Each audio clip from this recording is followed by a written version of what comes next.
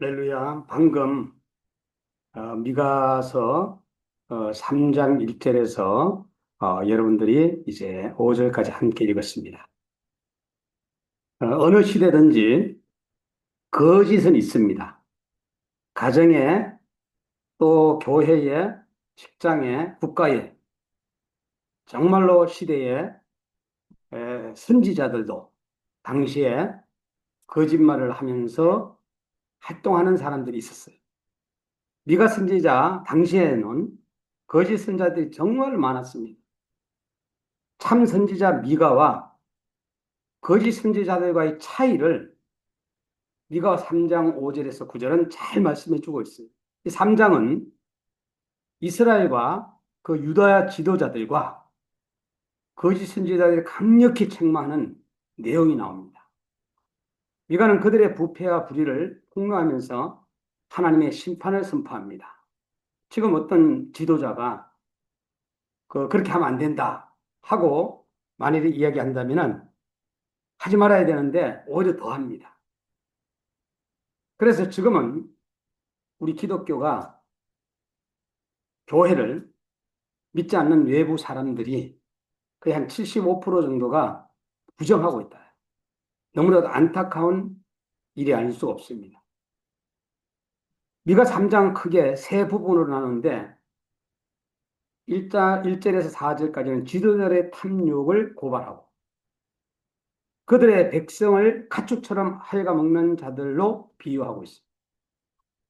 선을 미워하고 악을 좋아한다고 비판합니다.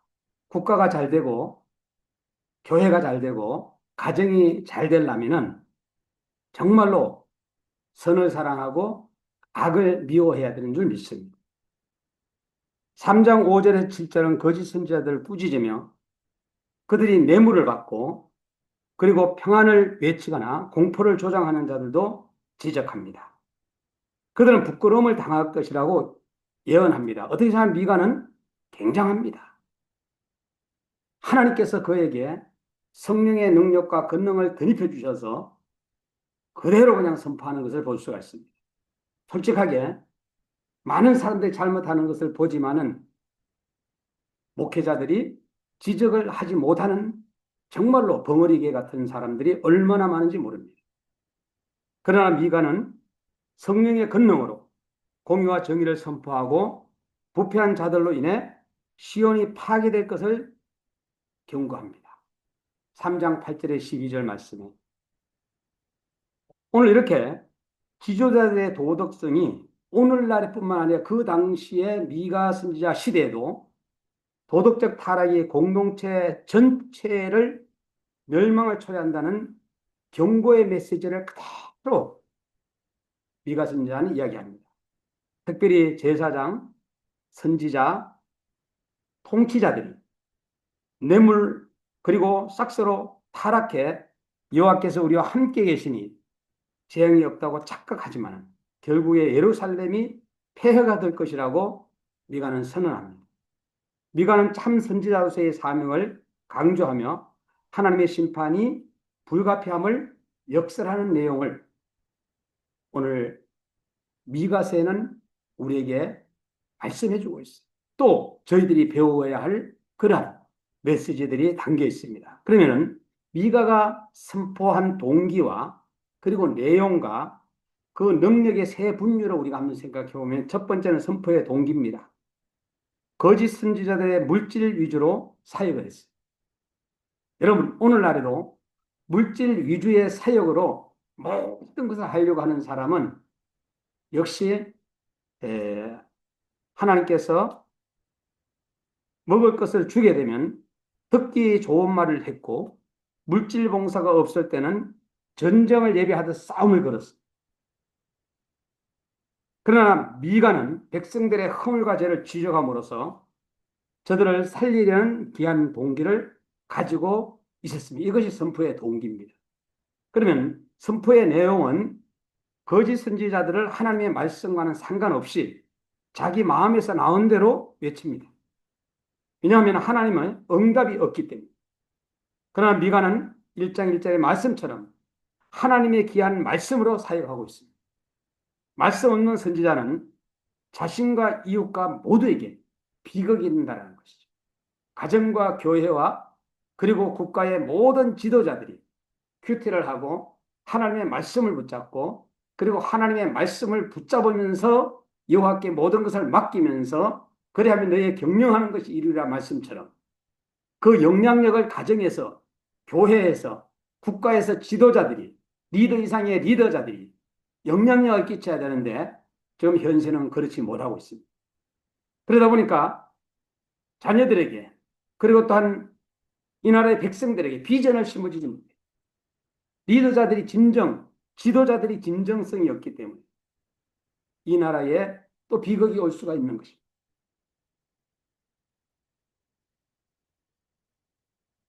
그리고 이제 미가는 선포의 능력입니다. 세 번째는 그들은 사악을 외쳤습니다. 그들의 사악을 외쳤습니다.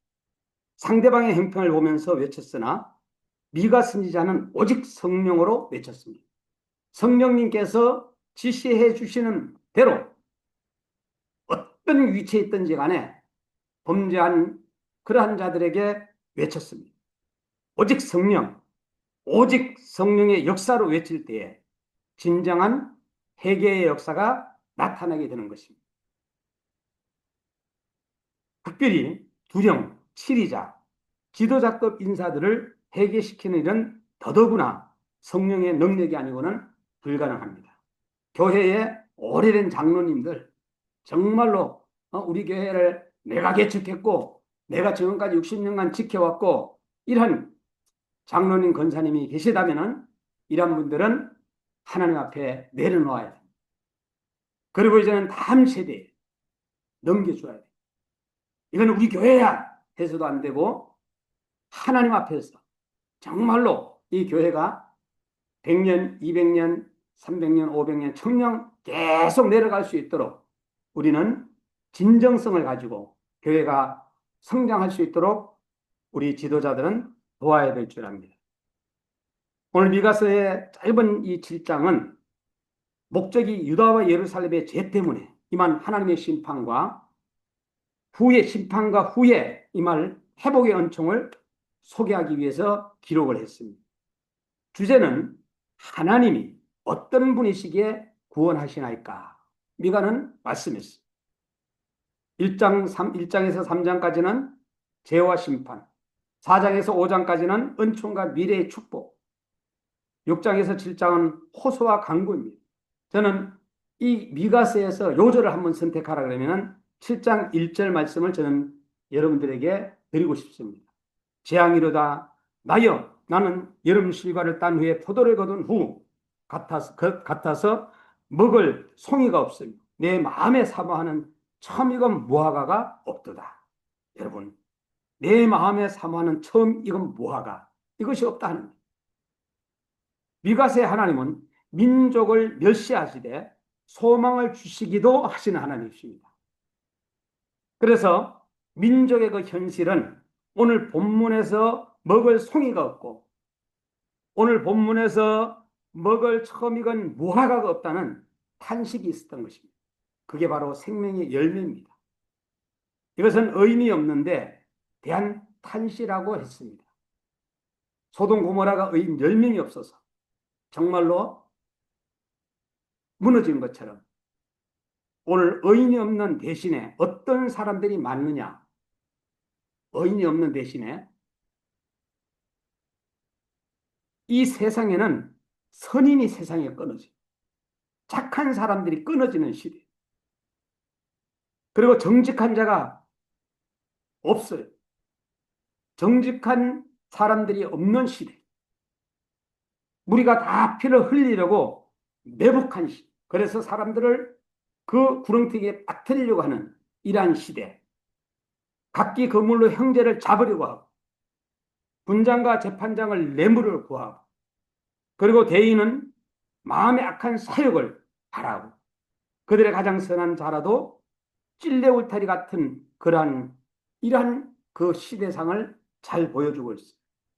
영향력을 끼치지 못하고 비전도 없고 진정성도 없고 성장도 없고 주도성도 없고 자기 절대도 없고 타이밍도 놓치고 팀워크도 없고 올바른 태도를 가지지 않고 우선순위가 무엇인지도 알지 못하고 올바른 관계도 하지 아니하고 책임감을 회피하고 소통 커뮤니케이션도 없고 리더 키우는 것도 없고 리더 이상 리더를 키우는 건 더더욱이 없고요.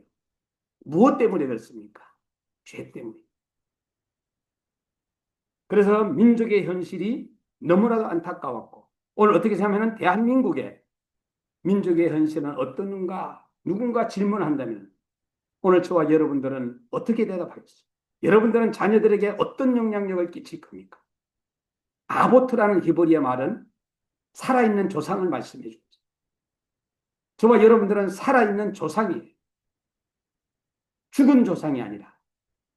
그렇기 때문에 살아있는 조상으로서 자녀들이 잘못했을 때는 지적을 하고 여러분들이 지도한 지도자들이 잘못했을 때 지적을 하고 또 가르쳐 주는 거예요. 듣기 싫어해도 말씀하는 거, 건면하는 겁니다. 두 번째는 하나님이 바라는 인간상입니다. 사람이 주께서 선한 것이 무엇임을 내게 보이셨나? 여호와께서 내게 구하시는 것이 오직 공의를 행하며 인자를 사랑하며 겸손히 내 하나님과 함께 행하는 것이 아니냐. 여기에서 하나님께서 원하시는 것은 우리들이 철저하게 회개하고 신앙을 통해서 맺어지는 공의와 그리고 인자와 그리고 겸손 이런 것을 받으시기를 원하는 것입니다. 일상적인 생활에서의 바른 생활, 일상적인 생활에서의 인간관계의 정상화, 일상적인 생활에서의 자기를 아는 겸손한 자세를 요구하고 있는 것입니다. 먹을 것이 없는 사회는 비참하듯이 공의와 인자와 겸손한 사람들이 없는 사회는 비참한 사회가 되는 것입니다. 마지막으로 회개와 신앙하는 자의 받는 축복입니다. 주와 같은 신이 어디 있으리까? 주께서는 죄악을 사유하시며 그 기업에 남은 자의 허물을 넘기시며 인애를 기뻐하심으로 노를 항상 품지 아니하시나이다.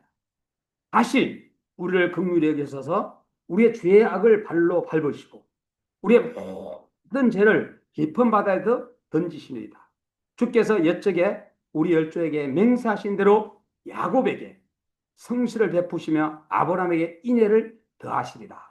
7장 18절에서 20절 말씀을 제가 읽어드렸습니다. 회개와 신앙하는 자에게 베푸시는 하나님의 사죄의 축복을 철저하셔서 곧 아들 예수님의 죽으심을 통하여 이루셨습니다. 창조보다 더 위대하고 놀라운 것은 예수님의 보혈을 통한 하나님의 사죄와 축복입니다. 그래서 저는 항상 예수님의 십자가의 못을 여러분들에게 보여드립니다. 오늘 우리는 하나님의 말씀을 깊이 묵상해 나갈 때 동정녀 탄생과 그리고 십자가의 죽으심과 그리고 부활하심과 그리고 성천하심과 이제 앞으로 마라나타 재림하실 주님을 우리는 기다려야 됩니다. 그래서 우리는 하나님이 주신 두 귀로 우리는 들어야 됩니다. 그래서 들으라는 이 말이 오늘 미가 7장에서는 9번이나 나옵니다. 여러분 하나님의 말씀을 듣기 위해서 이 교회에 오신 줄 압니다. 여러분이 하나님의 말씀을 잘 들을 때 여호와는 죽이기도 하시고 살리기도 하시며 서울에 내리기도 하시고 올리기도 하시고 여호와는 가난하게도 하시고 여호와는 부하게도 하시고 낮추기도 하시고 높이기도 하시는 이 하나님은 정말로 그대로 실행하시는 분이시다. 그래서 우리는 늘 하나님의 말씀인 창세기에서 요한계시록의 말씀을 꽉 붙잡는 이러한 성도가 마지막에는 승리하고 천국 백성이 된다는 것. 여러분이 주님께서 가르쳐주신 주기도문 그리고 또한 신앙 고백인 사도신경 그리고 우리에게 정말로 하나님과의 관계와 사람과의 관계 속에서 살아가라고 하신 십계명을 저희들이 다시 한번 점검하고 오늘 미가서를 통해서 우리 모두가 남은 생애의 주인공들이 되고 하나님의 나라를 소망하고 천국 백성들로서의 부족함이 없는 저와 여러분이 우뚝 서기를 주의 이름으로 축원합니다.